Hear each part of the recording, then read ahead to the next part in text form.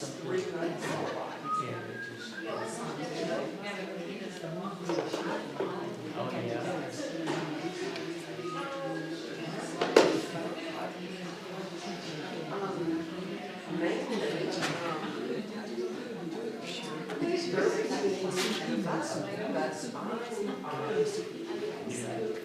he was younger, I'm sure he looked hungry. I bet he looked up. Now that's for 3 months. Yeah.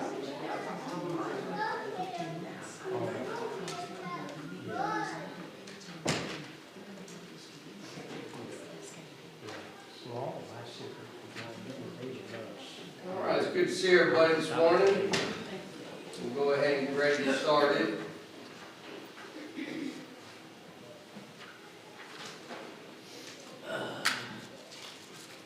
This morning we're moving into a new area. We're moving into Exodus. We're in Exodus chapter 1, talking about Moses and the Israelites with the new Pharaoh there. We'll go ahead and go over our questions as we jump back to those, Genesis 45. And these two we actually have Wednesday night, so everybody should know these pretty easy. How was God maintaining his promise to Abraham, Isaac, and Jacob through Joseph? Anybody remember? By saving became alive by food, family. Exactly. By continuing to have their lives through the family, it'll continue to go. He would not leave them there. It basically is what it is. In Egypt, which of course, got hearing all that, they're like, what does that mean? You know, because remember, they're doing well right now. Everything's good. And we know that's going to change, as we're going to see this morning. Where in Egypt did Joseph tell his brothers they could live? Goshen, exactly right. That would be important for this morning. What news of the wise men troubled Herod when we go all the way back to Jesus' time? Matthew 2:2. The birth of Birth of a king, exactly right. He wanted to know, what are you talking about, a king? And so, because he was the king, he didn't want to know what the king. Brings the next question, the flood. What was the sign of the covenant between God and man that God would never destroy the earth with water again? Rainbow, exactly right. We see it all the time. Also, next one, God has sent to test Job. How great was Job in sons and daughters, animals, and servants? Very great. He was right. He had multiple. He had 10 children and multiple servants, thousands of animals and livestock. When we see that, which brings us to Job 1:4-5. Why did Job offer burnt offerings for his children? He was the priest of the family. He was the priest of the family, and what would he be doing that for? Just in case. In case they had sinned or done anything wrong. And how often did he do it? He told us every day, daily. He would do this daily. And he said multiple times. And we see this happening as he was doing that exactly for his family. Which brings us to another question about Job. In the book of Job, when did Satan go before the Lord? Yeah, actually, when you look at that, I had to double take that question. When I look at it, I was like, in the book of Job, when did Satan? Oh. It doesn't say. It just says a day. It says a day is what it was. And so that's, when did, because it wants to know when did this happen. We don't know the day. We don't know where it took place at. And but we see that it did. It just said in the day. So somewhere during, I don't know, somewhere during the week. Describe the sores which Satan gave Job. What were they? What were they called? Boils, exactly right. When you look at the whole disease with everything he went through, when you read all of it, it sounds like it was kind of like leprosy. And it lasted for months and months and months. And as we go to the next one. In the suffering, what event did Job wish never had happened? Birth. He said his birth. Basically, he said, cursed the day I was born in a sense, or have nothing to do with it. In what ways did God bless Job on earth after Satan's test? Job 42:10. blessed him with more than what he had. More than what he had, and then it actually says 2 times the amount, basically doubled what he had before, which is really remarkable because he was already the what before all this happened in the country. He was the richest man in the eastern men you would see of their families in the country exactly, which now brings us, of course, to the life of Moses. So we're going to jump into Moses here. We'll be in Exodus chapter 1. The first two chapters of Exodus, when we really look at them, serve as basically an introduction to the whole book. They serve as an introduction where the rest of the book will come in and explain what's going on with the Israelites, what's taking place there. And a lot of it deals, of course, with also Moses, his life, the 80 years that we're going to see take place. These chapters set the stage for the conflict between the Pharaoh and God's chosen people. As we'll learn, they will become as the Israelites to try to get their deliverance from the Egyptian bondage that we're going through. And chapter 1 describes how God blessed the Israelites, how this was done to the point that they really became a threat to the Egyptians, is what the Egyptians thought. At least it's what the Pharaoh thought, the way he looked at it. This chapter records the fulfillment of two prophecies that God made pertaining to the Abrahamic covenant. When you go all the way back, and remember, we go before Moses, they're still under the patriarchal time period, so they're not under the law of Moses yet. And the first one is that God told Abraham concerning his descendants, and we kind of just read this a moment ago, that they would be in servitude and afflicted for 400 years in a land that's not their own. They wouldn't be left there, but they would go through quite a bit. In fact, let's go and read what it says. Remind us of this, Genesis 15, 13 through 14. If someone read this, please. Then he said to Abram, know certainly that your descendants will be strangers in the land that is not theirs, and will serve him, and they will afflict them 400 years. And also the nations whom they serve I will judge, afterward they shall go out with great protection. Thank you. Very important. Appreciate that. The second one of this chapter contains fulfillment of the prediction in which God told Jacob that he would make them this great nation. So we're going to read that for us, please. So he said, I am God, the God of your father. Do not fear to go down to Egypt, for I will make of you a great nation there. Thank you. So we see this very quickly, that they're going to be in bondage. Don't be feared, don't be scared about these 400 years that are going to take place, because he's going to make them a great people. And he did, because we talked about going in. There were about 70, we see the family-wise, not those servants, but with the family when it came back to that of Jacob. But then we know when they go to leave, there's at least close to 600,000 fighting men. So we put you about 2 million, you find women and children and men all together when you count that. So when we think about this, we need to realize, that God, all this was in God's plan, wasn't it? All this was in His plan. Now, it doesn't mean people getting hurt or dying or anything like that. That was God's plan. He doesn't want that to happen to people hurt or anything in that sense. But it's going to happen just like every human day, every life that we see as humans. Something else very important to understand, we're going to learn today, and I'll show you this, what I mean by it. There's always talk, there's still talk all over social media and through on shows and so on, what are the pyramids? Who did these? It could have been the Egyptians. There's just no way they could have built these things. And so it had to be some kind of aliens or something before, and all their hieroglyphics that they have. They have weird ones, of course, different things that we can't explain, and so on. But to build something like that, you need a lot of what? You need two things. You need a lot of manpower and a lot of time. And the Israelites, what did it say they were going to be there for? How long? 400 years. Now, we know the time period we see them getting before this happens here for some time, and we understand that those hundreds of years are going to take place after. We give anybody time to build pyramids. Someone said, well, the Israelites, they weren't mortar people. They didn't know how to do these things. We're going to learn there's a verse very clear that says that they actually were. That's exactly what they did. And there were very rigor in the way they treated them and the way they were. It was a non-stop, constant thing that they were building. So as we look at this, we begin here in chapter 1 looking at Israel's growth.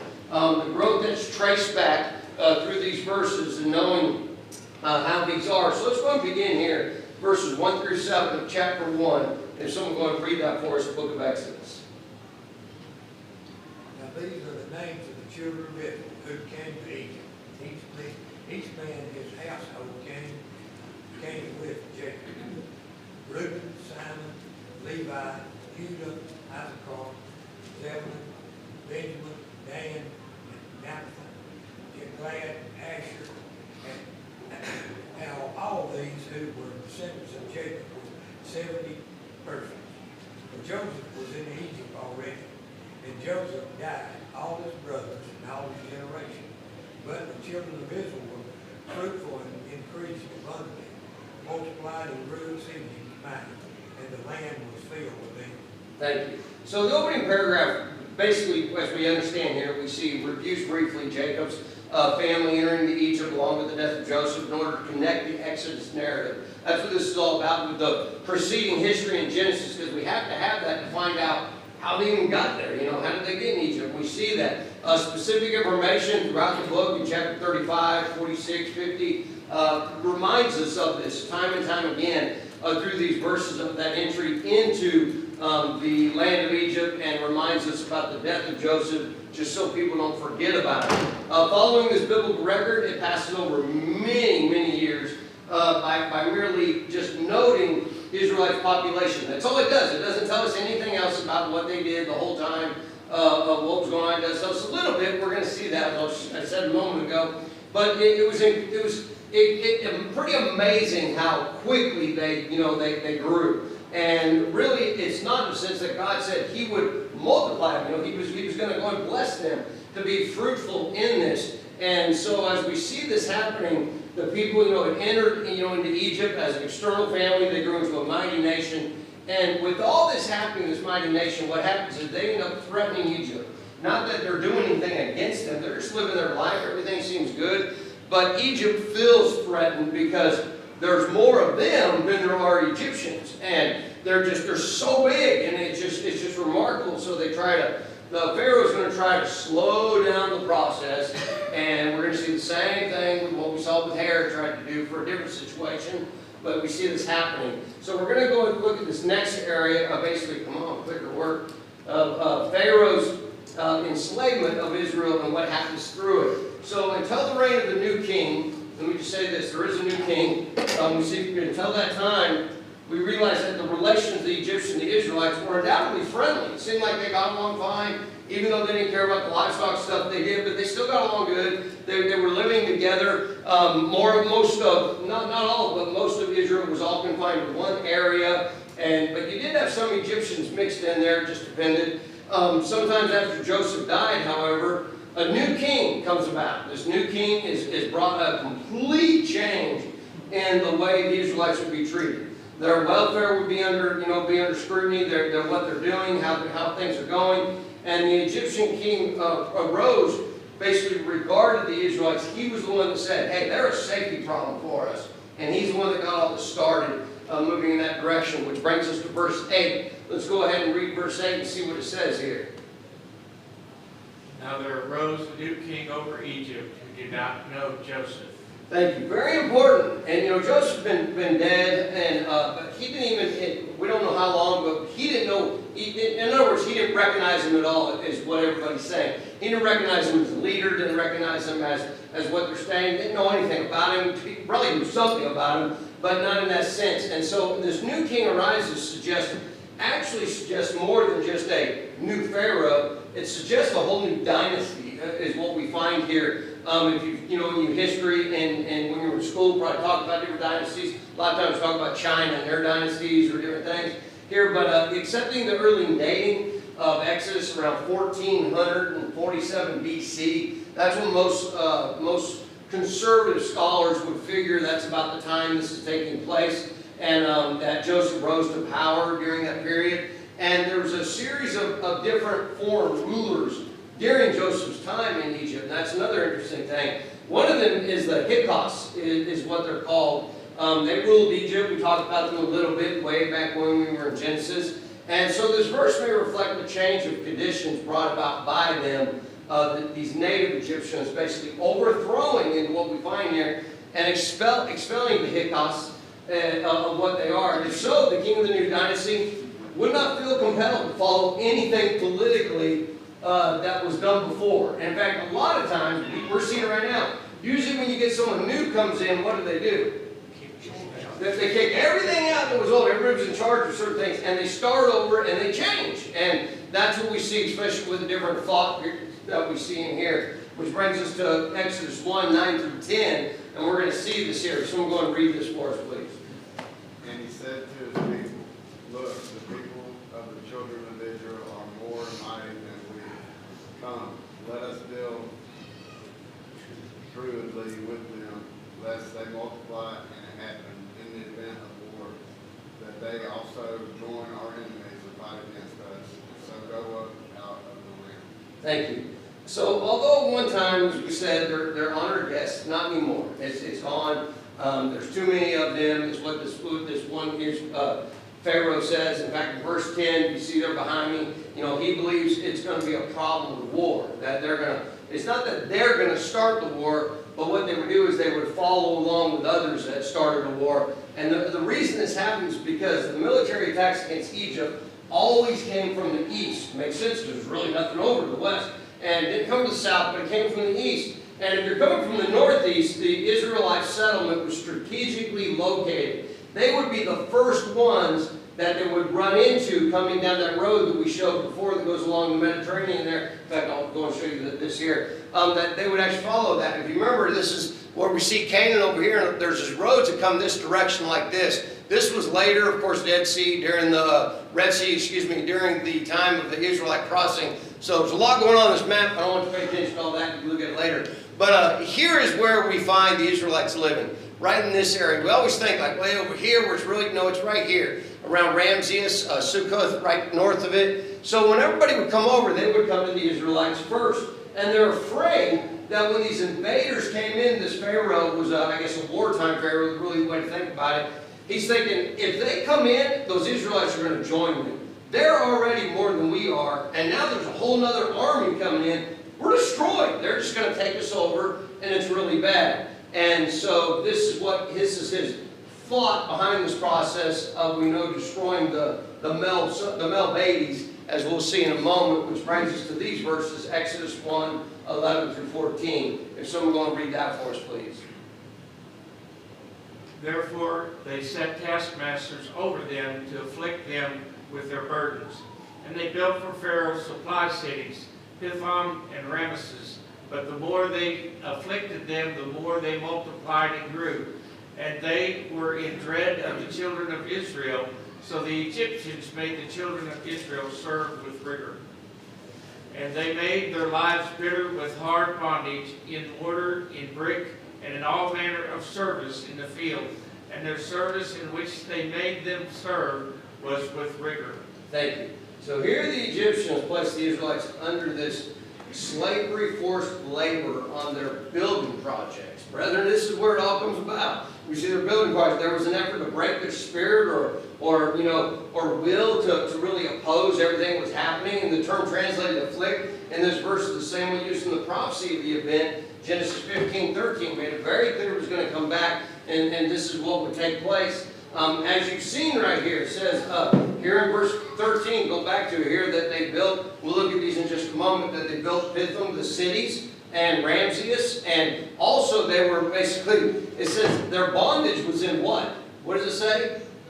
In mortar and brick. In mortar and brick. What that means is their whole time there, the rest of the time there, all they did was they would collect the straw from the fields and they would use the straws to make brick and mortar. And these people, became very good at it. And so we always learn, who built all these structures, everything. It's not that hard to figure it out unless you're someone that doesn't believe in God, or doesn't believe in the Bible. We see without a doubt that these Egyptians had the Israelites do this. The taskmasters, basically, they were officials or superintendents, in charge of the forced labor camps. The Israelites were employed in this labor, probably detachments, different ones, each under Egyptian taskmaster. This group would show up here, this group there, however it would be. And when you're talking, you think about it. And we know at this moment there's not 2 million people, but it's really close to it, without a doubt. So all this time, of course, they didn't start out with 2 million people building, but over time they did.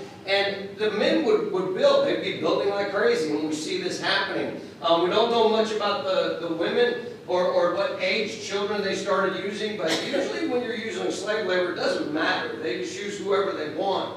And that's what we see happening here. It is kind of interesting here as it says here that the Egyptian taskmasters were over them. But what we learn from history and what we see is that the Israelites were not basically, how do you say it, treated in slavery as a lot of times we would think about it. What I mean by that is that they were allowed to continue to occupy and cultivate their own district. They retained possessions of their houses, their flocks, their herds, and properly until they left Egypt. So whoever this Pharaoh is, he allowed them to do that. So it tells us that not everybody was working on the bricks. Some of them were taking care of the herbs. Some of them were taking care of the everyday things. But it wasn't like it used to be. It wasn't like you live your own life, do as you wish. It wasn't that way anymore. And so it was a difficult time. It had to have been on Israel, horrible the way they were treated. Yeah, go I ahead. like the passage back that gives us some view. You know, here they are, they're being abused, so to speak, because the Pharaoh's trying to get them down in number. Yep. But what happens? Just the opposite. That's right. They grow even more. Yep. And so he gets upset, and now he's making it even harder on them. That's exactly it. And see, and that's the thing, you know, every time we push them, God will be like, okay, I'm going to push back, and they're going to be stronger than what you thought they would be. And so all this happening. So all this taking place, they would do these. And you notice, as I said, it mentioned these two towns where basically what was built, or actually there were more of a fortification for certain things, for war and for different supplies that they needed would be kept there. And that was Ramses, as you see this one right here. As we said, the Israelites living through this area. And then you have Pithom right over here in this area. So, they wouldn't move those areas too far from where they had to, because if they had to walk long distance, you're not going to get much when you get there.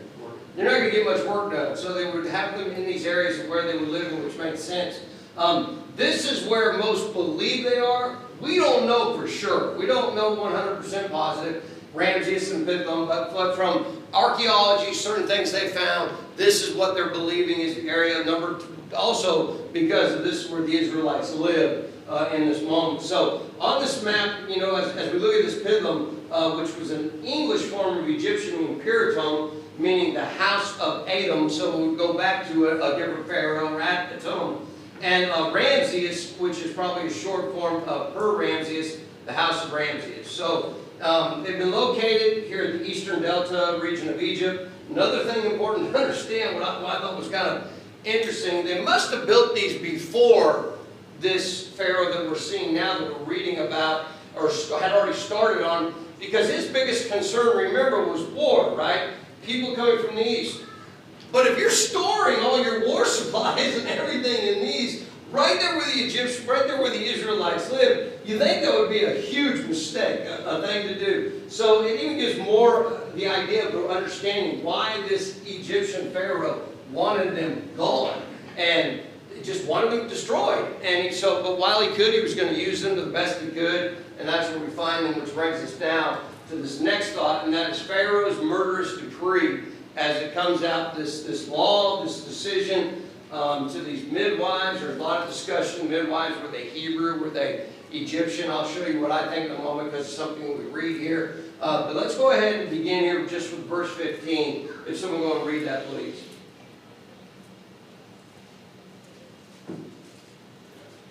Then the king of Egypt spoke to the Hebrew midwives, of whom the name of one was Shiphrah, and the name of the other was Puah. Thank you. So as we look at this here, there's a couple thoughts here. The Hebrew wives, some midwives, not wives, Hebrew midwives, some believe that's just what they were called. They were midwives for the Hebrew people. They were Egyptians.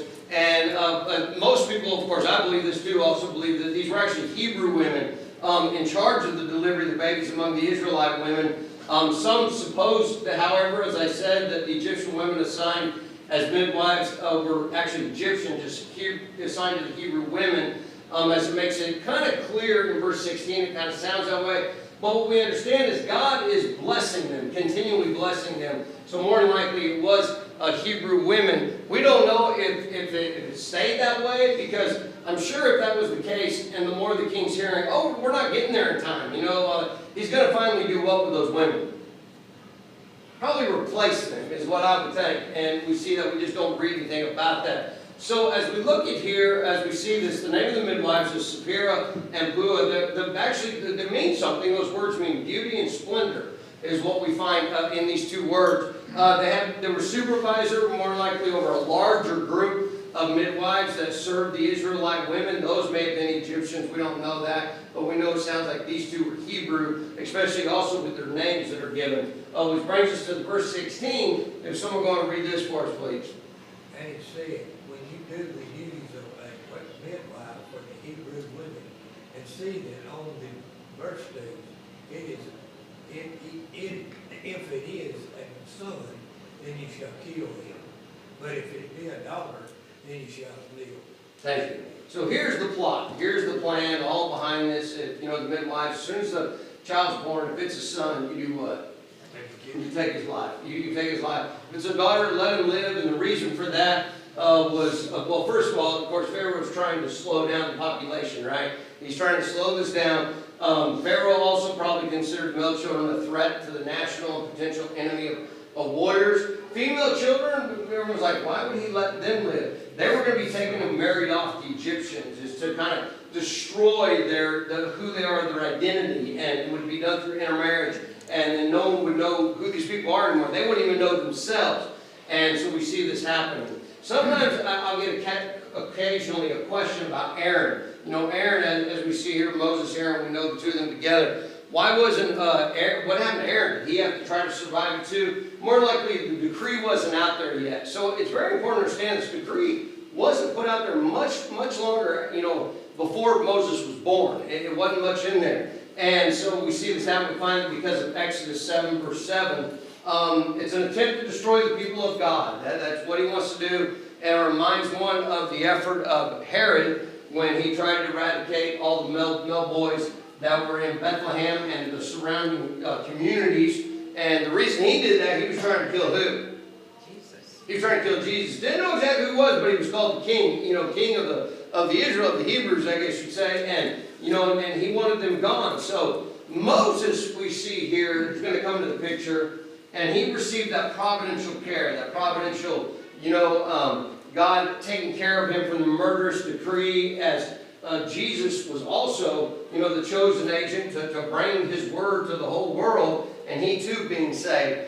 We see both of these, which brings us to verses 17 and 19. We see what happens with these midwives. And very important to understand, what does it say about the midwives here? They did what? They feared God. So this is another reason people are believing that it was Hebrew women at this point. Let's go ahead and read it, 17 through 19, please. But the midwives feared God and did not do as the king of Egypt commanded them, but saved the male children alive. So the king of Egypt called for the midwives and said to them, why have you done this thing and saved the male children alive? And the midwives said to Pharaoh, because the Hebrew women are not like the Egyptian women, for they are lively and give birth before the midwives come to them. Thank you. So here, the explanation, we see without a doubt, he wants to know why. Just, why aren't you doing what I told you to do? What's going on? Thinking they're just, you know, not listening to him, that they're not doing what needs to be done. And the explanation here we see from these midwives, you know, is basically that we don't make it in time. And it is evident that they themselves took no steps whatsoever to prevent the male infants from being born, from the fact that God blessed the midwives for this. They may have even purposely delayed arriving early to get there, you know, knowing we wait just a little bit, that they'll already be born because they deliver so fast. But some people have difficulty with this. What they believe, hey, God's blessing these midwives, and if they're involved in telling lies, why is he blessing them? Well, it doesn't say they lied. We need to catch that, you know. What they said right here was more than likely the complete truth, is that they were already being delivered by the time they were there. And, you know, many, you know, will have Bible students or different people will look at this and they'll just assume that's what happened.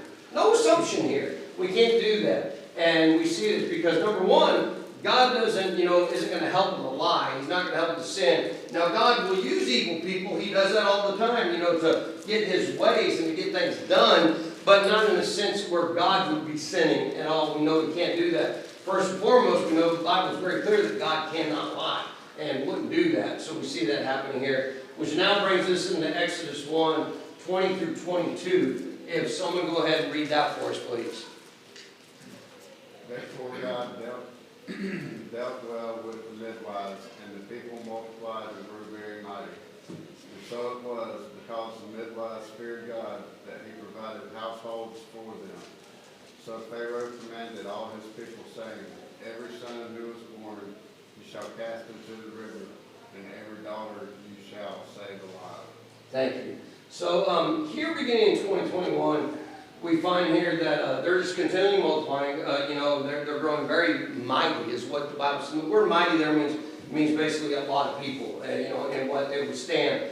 And we get to that next verse where it says provide households. People were probably, I have people ask to go, wait a minute, didn't they already have houses? What's happening? That's not what it means. When it says providing households, it means providing their ways to live. They provided their food, their clothes, whatever it may be. And more likely this was coming from the other Israelites. And God was doing that, blessing them in this sense. Which brought us to verse 22.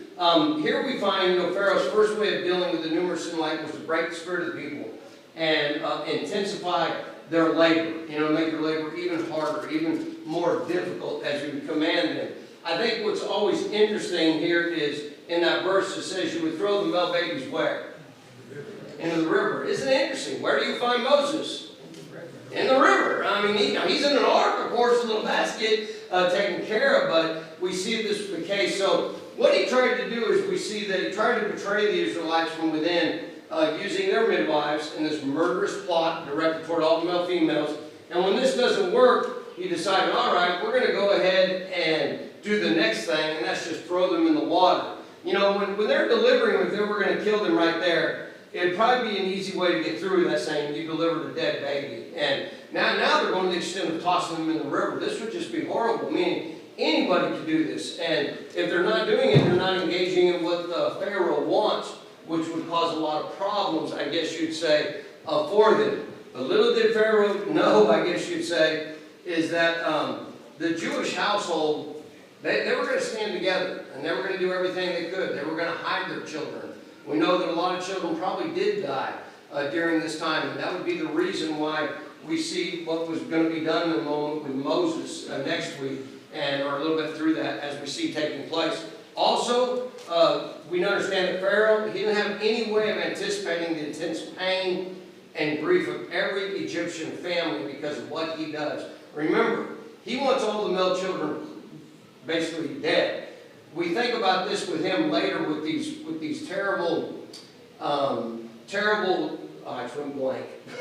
Everything that happens to Israel, the Egyptians, all these terrible plagues. There we go. The world coming in man. Plagues. One of the plagues was what would happen there at the end, basically at the end, the last plague. What would happen with all the children, all the firstborn? They would die. All the firstborn would die. Now, a lot of people, when they hear that, they think, oh, you mean when they're born? No.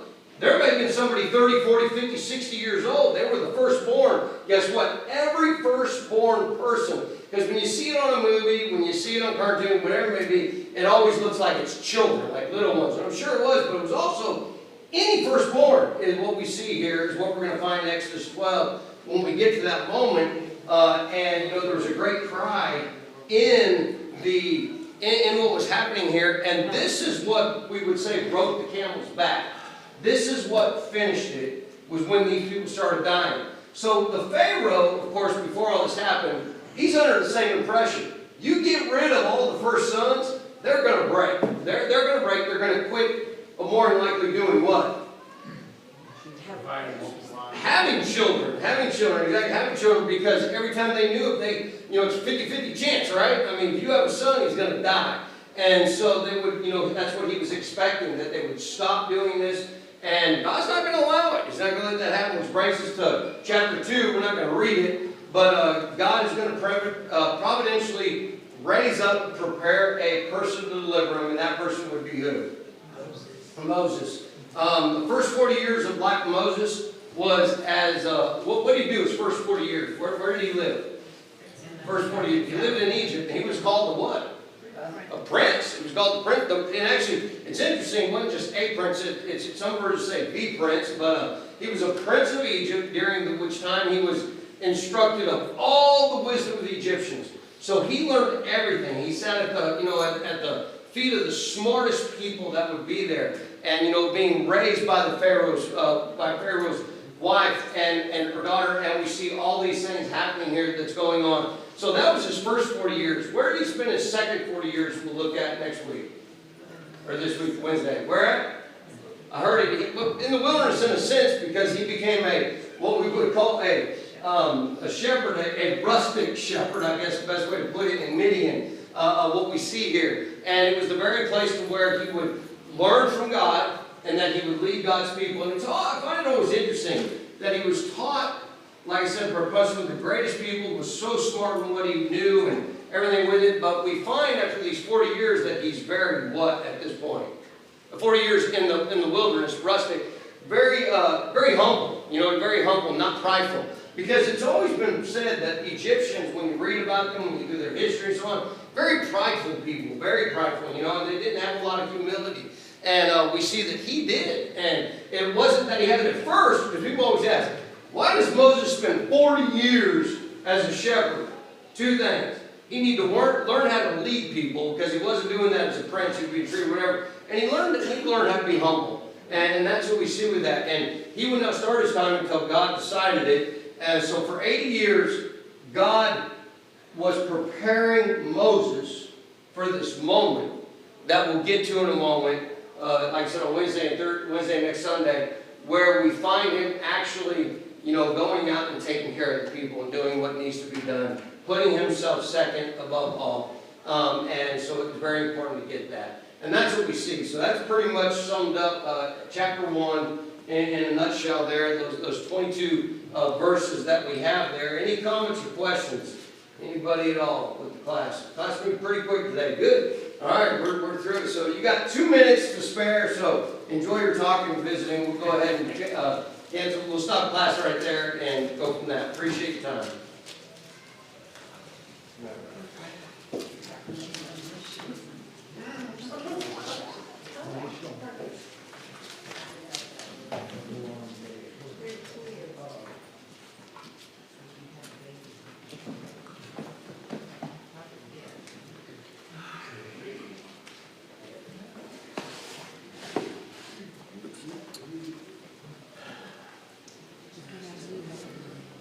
Really?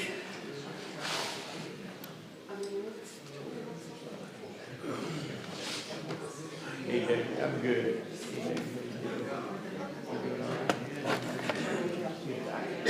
Hang in there. Hang in there every day. Because time to get projects done.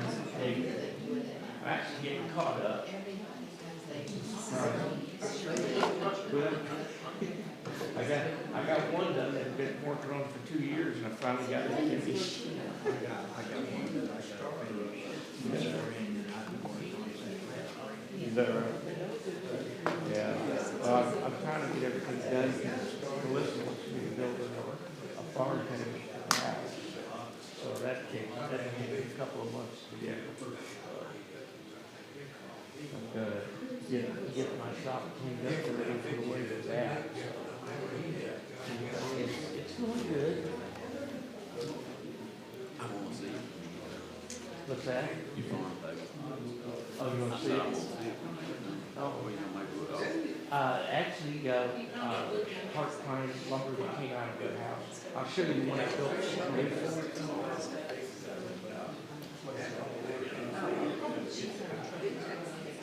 It's an interesting story. I